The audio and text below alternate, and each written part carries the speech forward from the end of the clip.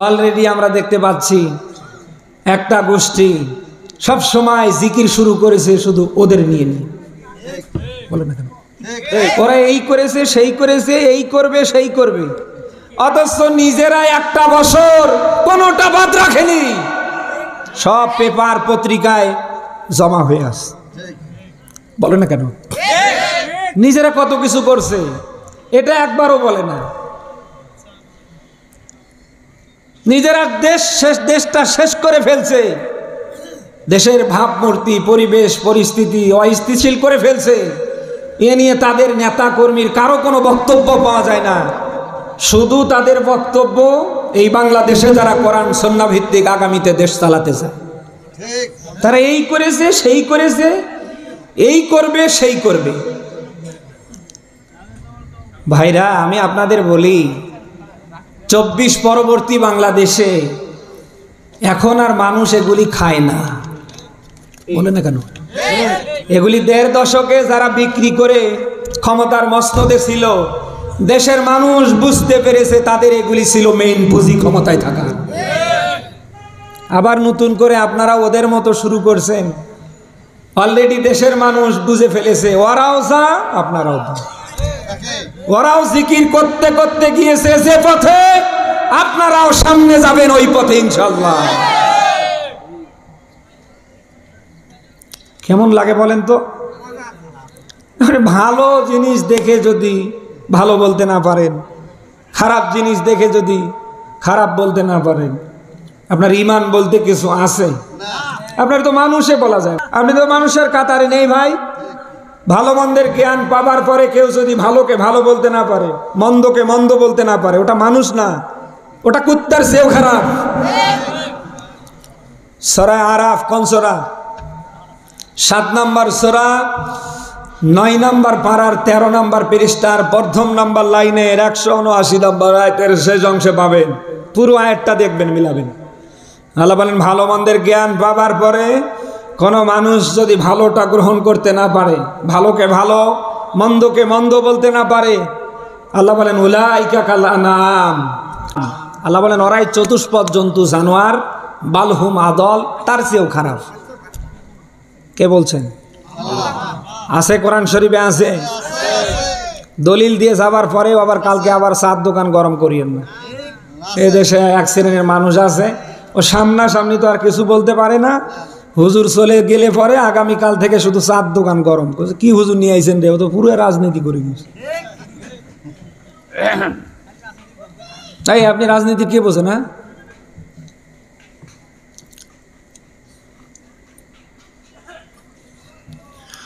এই জন্য আমাদের সিদ্ধান্ত নিতে হবে ভাই, জীবন যাক আর থাক,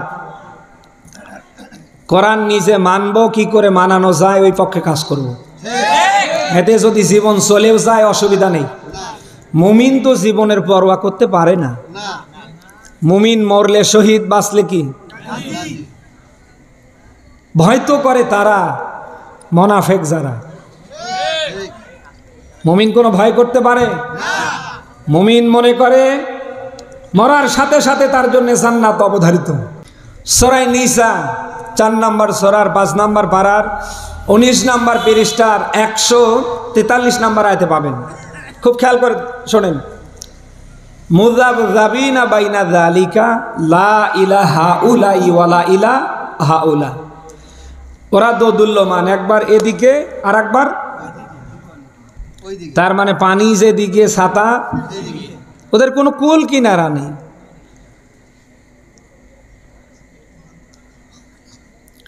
ওরা কখনো এদিকে কখনো, শুধু ওরা খালি পোল্টি খায়।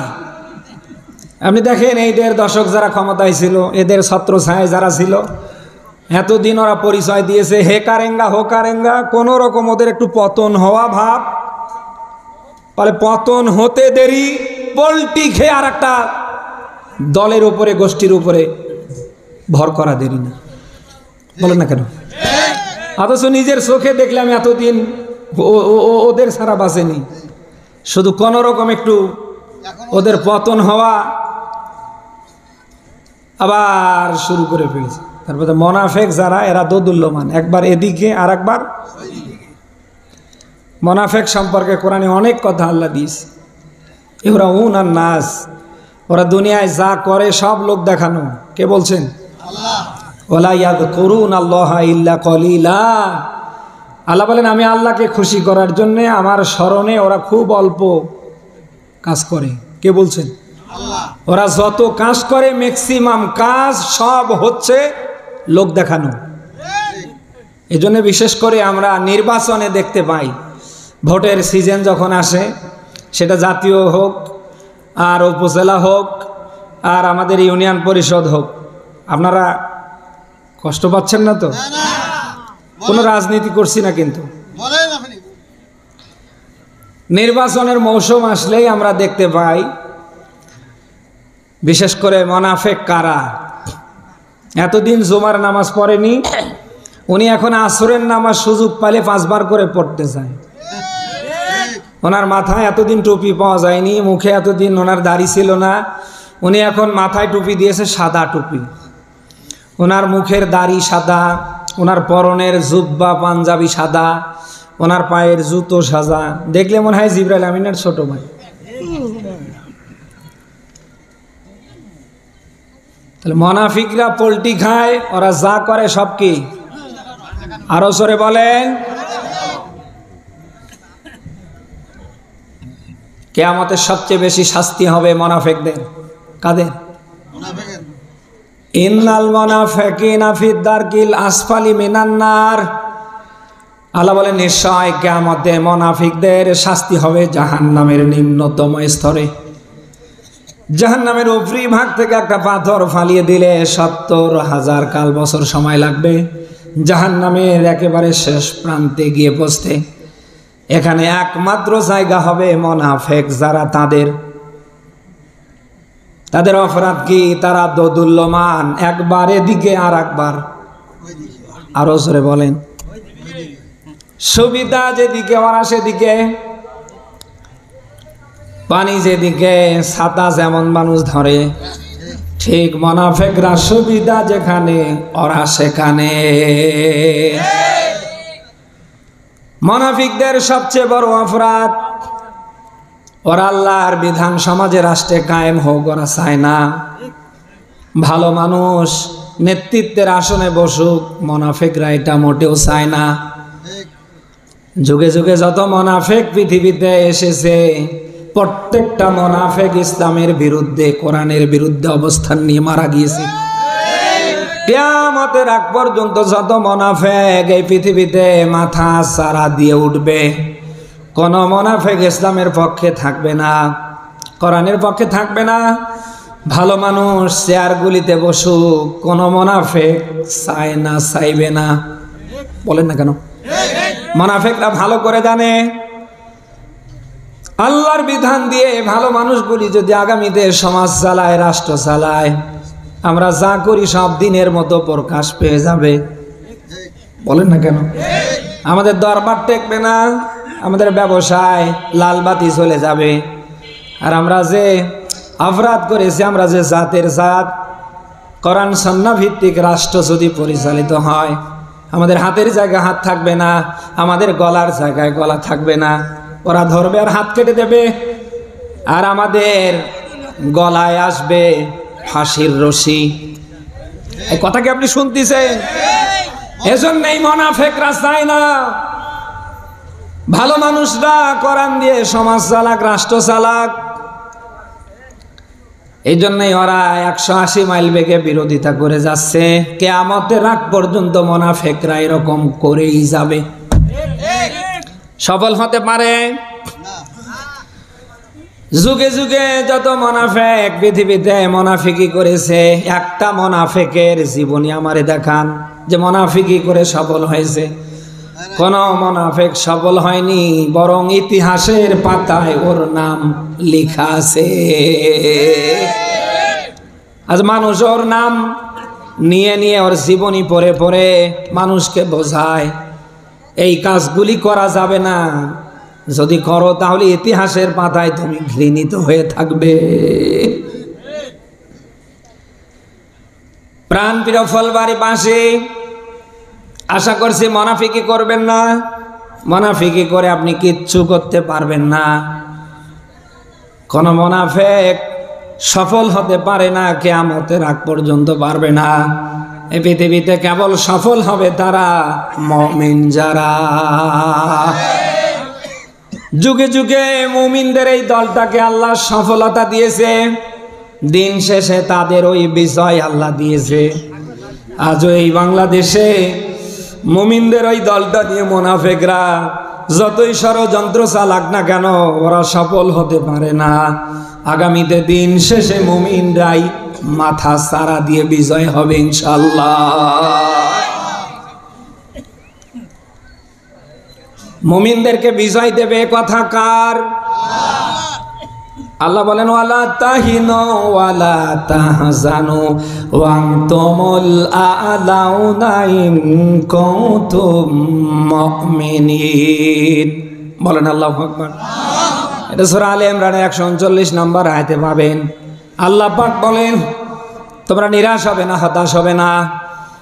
তোমরা যদি মুমিন হতে পারো, আমি আল্লাহ বলছি অবশ্যই আমি তোমাদের বিজয় দান করব। মুমিনদেরকে আল্লাহ তাআলা সকল ষড়যন্ত্র থেকে, সকল বিপদের হাত থেকে রক্ষা করবেন না, করবেন না? আল্লাহ পাক বলেন ইন্নাল্লাহা ইউদাফিউল মুমিনিন। আল্লাহ বলেন নিশ্চয় আমি মুমিনদেরকে সকল ষড়যন্ত্র থেকে, সকল বিপদ আপদ থেকে আমি আল্লাহই হেফাজত করব। তাহলে মুমিনদের সাথে আছে কে? আমাদের সাথে কেউ না থাকলে শুধু একজন আছে, তিনি।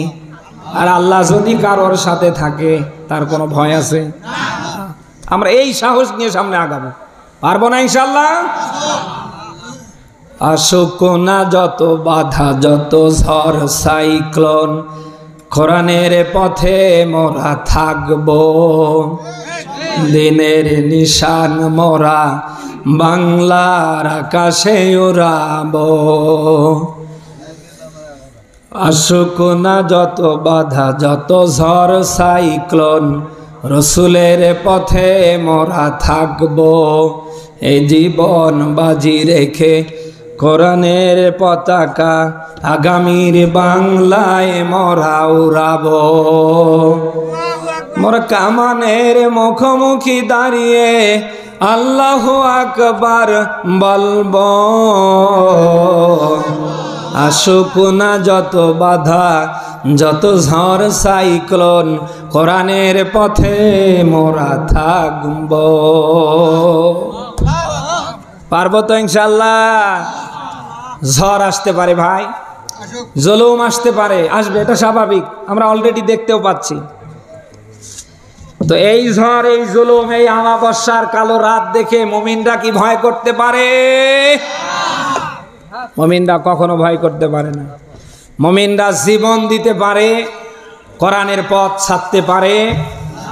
মরহুম শহীদ আল্লামা সাইদি রাহিমাহুল্লাহকে মিথ্যে মামলা দিয়ে জেলে নেওয়া হয়েছে। দীর্ঘ লং সময় তাকে জেলখানায় কষ্ট দেয়া হয়েছে। আল্লামা সাইদি রাহিমাহুল্লাহ যদি জালিমদের কাছে মাথা নত করত, তারে কেউ কি জেলখানায় মিথ্যে মামলা দিয়ে দীর্ঘদিন আটকিয়ে রেখে চিকিৎসার নাম করে দুনিয়ার থেকে বিদায় করতে পারত? উনি যদি বলতো আমি এই দল করি না, কোরআনের পক্ষে আমি নেই, উনি যদি একটা মুসলেকা দিত, আমার মনে হয় আমার এই বাংলাদেশে উনি সবচেয়ে বড় সম্মানী মানুষে পরিণত হতো। যত এমপি, মন্ত্রী, মিনিস্টার যারাই ছিল সবাই ওনার পা শুয়ে শুয়ে সালাম করত। উনি জালিমের জিন্দানখানায়, জেলখানায় দীর্ঘদিন থেকেছে। জীবনের শেষ মুহূর্তে জীবনটা পর্যন্ত দিয়ে গিয়েছে। এর পরে বাতিলের কাছে, জালিমের কাছে উনি আপোষ করেননি। এই সমস্ত মানুষ আমাদের জন্য আদর্শ, অনুকরণীয়। কথা কি শুনতেছেন? আপনি তো এমন মানুষ, কোন রকম বাতাস আসলেই আপনি তখন মানে একেবারে সব কিছু চেঞ্জ করে বসে। মুমিন কি এরকম করতে পারে ভাই? মুমিন তো কখনো মাথা নত করে না, হোক না সে বন্দি কারাগারে। মুমিন তো কখনো মাথা নত করে না, হোক না সে বন্দি কারাগারে। আল্লাহকে যারা বেশেছে ভালো, রুখবে বলো তাদের কেমন করে।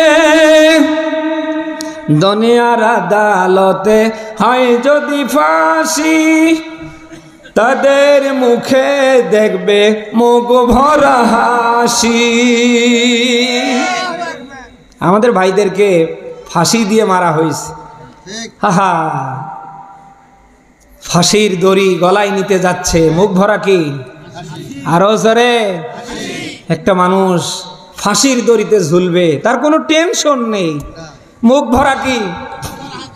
ওরা এমনি হাসে না, ওদেরকে আল্লাহ হাসায়। আল্লাহ বলেন লাউলা আর বুরহানা রাব্বি,